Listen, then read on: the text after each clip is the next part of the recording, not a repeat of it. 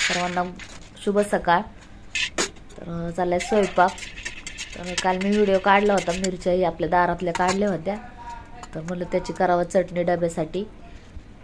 आणि थोडी जास्त करायची होती, त्याच्यामुळं थोडं शेंगदाणे जास्त टाकलं होतं आणि दुसरं पण अजून टाकायचं आपल्याला त्याच्यात, कारण यशला पण डबा द्यायचा आहे आणि दाजींना पण द्यायचा आहे आणि आम्हाला घरी खायला पाहिजे मला थोडी थोडी, आम्हाला आहे दुसरं कालवण। तर शेंगदाणे भाजले, मिरची आणि लसूण भरपूर घ्यायचा, तर ते टाकले दोन्ही त्याच्यात। आणि तेल थोडं जास्त टाकायचं, कारण जास्त तेलामध्ये खमंग भाजून निघतात शेंगदाणे ते, आणि जास्त बनवायचे असल्यामुळे दुसरं पण आपल्याला साहित्य टाकायचं त्याच्यात, कांदा टोमॅटो, तर तेल नाही राहत त्याच्यात। तर मी चांगलं खमंग भाजून घेते आता याला। तर चांगले कडक झाले शेंगदाणे, काढून घेते। तर त्याला आता थंड होण्यासाठी ठेवून देऊ आपण, कारण याला मिक्सरला लावायचे। तर तेल तापलेले, तर मी याच्यात कांदे 2 घेतलेत आपले मध्यम आकाराचे, आणि 2 मध्यम आकाराचे टोमॅटो घेतलेत चिरून। तर कांदा टाकते भाजायला अगोदर, आणि तेल परत टाकलं नाही, ते आहे त्याच तेलात चाललंय आपलं। तर मीठ टाकून घ्यायचं, तर मिठाने कांदा लवकर भाजतो। आणि टोमॅटो जरी असला, टोमॅटोवर पण मीठ टाकलं तर टोमॅटो पण लवकर गाळ होतो। तर मी कांदा भाजायला ठेवलाय, तर शेंगदाणे ते थंड झाले, तर म्हणजे एवढे पण नाही पण थोडे झाले। तर याला मिक्सरला थोडं थोडंच लावायचं, आणि असं बंद चालू करायचा मिक्सर, असं डायरेक्ट नाही का फिरवूनच नाही ठेवायचा, नाही तर लय बारीक होतं। थोडं आपल्याला त्याला शेंगदाणे थोडे अर्धे त्याच्यापेक्षा थोडे बारके असे राहिले पाहिजे, लय बारीक नाही कुट करायचं त्याचा। तर मी 4-5 वेळा थोडं थोडं करून ते बारीक करून घेतलं। तर कांदा भाजतोय आपला, तर याच्यात टोमॅटो टाकून घ्यायचा,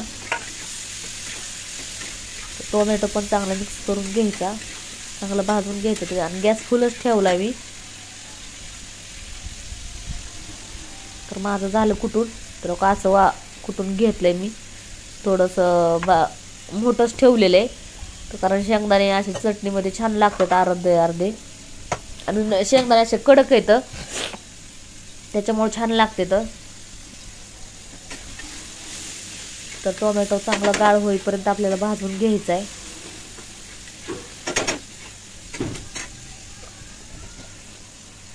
तर या वातावरणामुळे सर्दी बिलकुलच जायना माझी, सर्दी आणि असे दुपारची तर कणकणी आल्यासारखीच होती। तर याच्यात थोडंसं हळद आणि मीठ टाकून घेतलं मी, आणि टोमॅटो आपला चांगला गाळ झालेला आहे आता।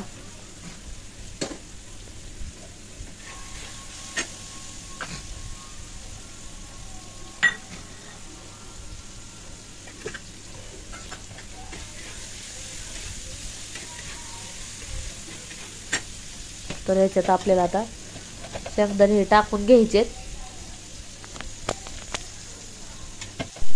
तर इकडं मी कणिक मगाशीच मळून ठेवली होती चटणी करायच्या अगोदर, तर ती आता चांगली मुरलेली, थोडा तेलाचा हात लावून त्याला ठेवते साईडला। काय चटणी फक्त परतूनच घ्यायची मला त्याच्यात, कारण शेंगदाणे मिरची सगळं चांगलं भाजून घेतलं होतं मी, त्याला फक्त मिक्स करून घ्यायचे त्याच्यात। तर इकडं कणिक ठेवली मी साईडला मळून, कारण चटणी झाली की लगेच चपात्या करायच्यात मला डब्यासाठी। तर हे टाकून घेतलं मी त्याच्यात, तर आता चांगलं मिक्स करून घ्यायचं, गॅस फुलच आहे। तर चांगलं म्हणजे चांगलं मिक्स करून घ्यायचं असं नाही का।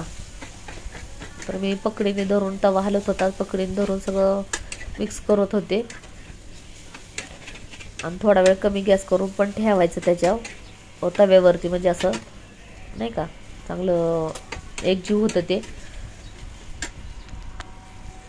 तर झाली आपली चटणी। तर कशी झाली, तर अशी चटणी तुम्ही करता का नक्की कमेंट करून सांगा, आणि आपल्या चटणीचा व्हिडिओ आवडला असेल तर नक्की कमेंट करा, शेअर करा, लाईक करा। तर असंच भेटू पुढच्या व्हिडिओमध्ये, बाय।